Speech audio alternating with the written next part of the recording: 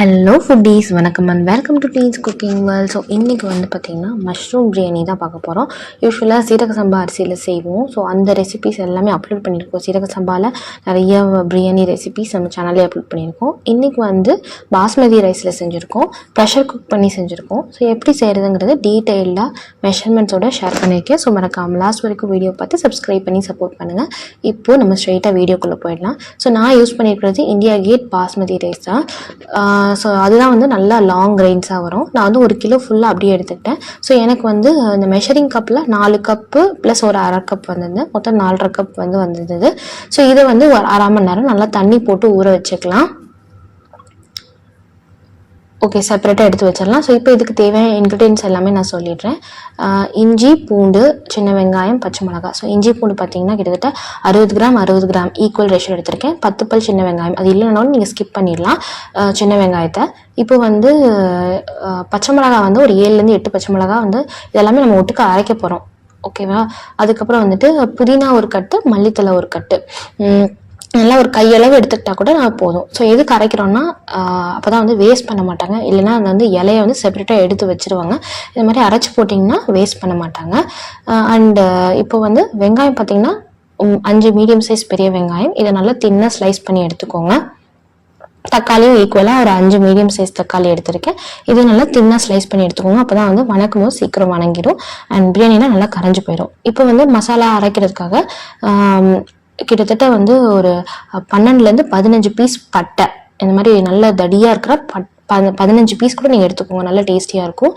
And வந்துட்டு ஒரு 10 ஏலக்காய், அதுக்கப்புறம் வந்துட்டு 10 கிராம்பு, ஒரே ஒரு டீஸ்பூன் வந்துட்டு சோம்பு, அதுக்கப்புறம் வாசத்துக்காக ரோஜா இதழ் இருந்துச்சு என்கிட்ட, அதனால் நான் யூஸ் பண்ணிக்கிட்டேன். நீங்கள் இல்லைன்னா நீங்கள் ஸ்கிப் பண்ணிடலாம். ஸோ இது எல்லாத்தையும் அப்படியே ஃப்ரெஷ்ஷாக அரைச்சிக்கோங்க. வறுக்கெல்லாம் வேண்டாம், ட்ரை ரோஸ்ட்லாம் பண்ண வேண்டாம், டேரெக்டாக அப்படியே மிக்சியில் அரைச்சி எடுத்துக்கோங்க. ஒரு 5 நிமிஷம் வெயிலில் வச்சுட்டு கூட அரைச்சி எடுத்துக்கோங்க, நல்லா சூடு ஏறினதும். இப்போ வந்துட்டு நம்ம பிரியாணி செய்ய ஸ்டார்ட் பண்ணிடலாம். ஒரு குக்கரில் வந்துட்டு ஆயில் வந்து ஊற்றிக்கிறேன். ஆயில், நெய் சம அளவில் எடுத்துக்கலாம். நெய் வந்து நான் இன்னும் கொஞ்சம் லாஸ்ட்டில் விடுவேன். ஸோ அதனால் ஆயில் வந்து ஃபஸ்ட்டு ஜாஸ்தியாக சேர்த்துக்கலாம்.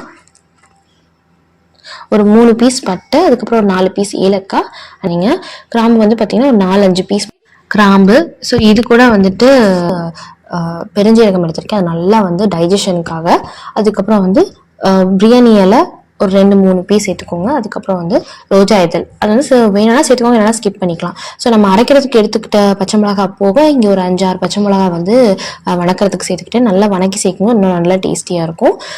இப்போ வந்துட்டு இது எல்லாத்தையும் நல்லா வந்து வாசனை வந்து நல்லா இறங்குற வரைக்கும் நல்லா ஃப்ரை பண்ணிவிட்டு, இப்போ நம்ம வெங்காயம் இருக்குல்ல, தின்னா ஸ்லைஸ் பண்ணி வச்சிருந்த வெங்காயத்தை உள்ளார சேர்த்துக்கலாம். நல்லா உப்பு சேர்த்து வணக்கினா சீக்கிரம் வணங்கிடும்.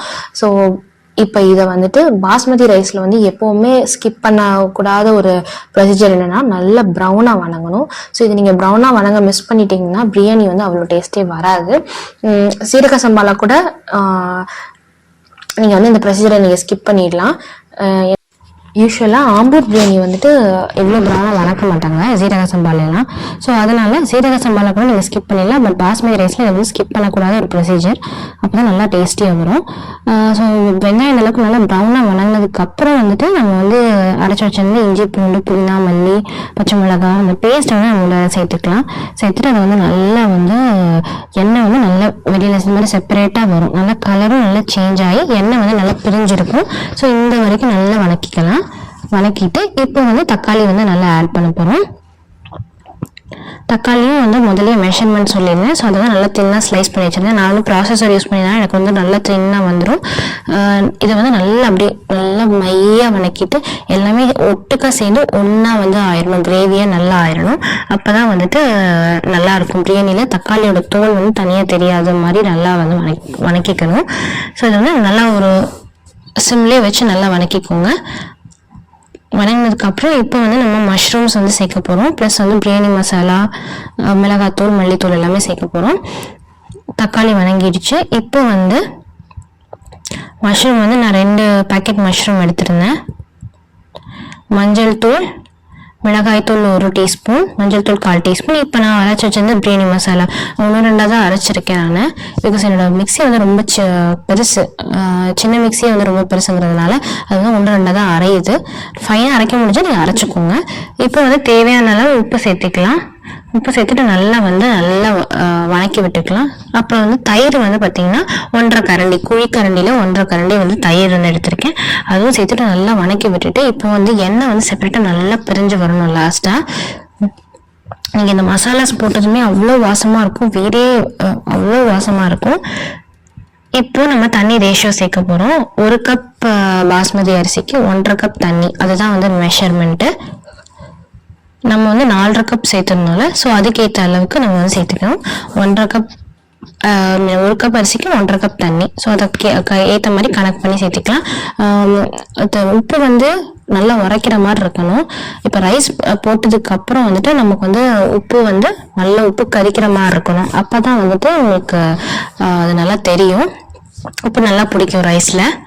இப்போ இந்த அளவுக்கு நல்லா கொதிச்சதுக்கு அப்புறம் நம்ம ரைஸை நல்லா வடிகட்டிடுவோம். ஸோ பாஸ்மதி ரைஸ் 1/2 மணி நேரம் ஊறி இருந்தது. இதை உள்ளர சேர்த்துக்கலாம். சேர்த்துட்டு இப்போ லாஸ்ட்டாக நெய்யும் சேர்த்தியாச்சு.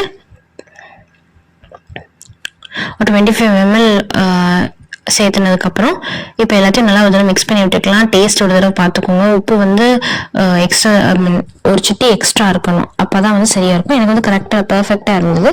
இப்போ இதுக்கு நல்லா கவர் பண்ணிவிட்டு மூடி போட்டு விசில் போட்டு ஒரே ஒரு விசில் தான், அவ்வளோதான். சூப்பராக ரெடி ஆகிடும். பார்த்தீங்களா, சூப்பராக இருந்தது. ஒரு ஆனியன் ரைத்தாவோட வச்சு சாப்பிட்டீங்கன்னா நல்லா முள்ளுமுள்ளாக பருப்பு பார்த்தீங்களா. ஸோ அந்த ஆனியன் ரைத்தாவோட வச்சு சாப்பிட்டீங்கன்னா ரொம்ப டேஸ்டியாக இருக்கும். கண்டிப்பாக ட்ரை பண்ணுங்கள். ட்ரை பண்ணிட்டு உங்கள் ஃபீட்பேக்கை மறக்காமல் ஷேர் பண்ணுங்கள்.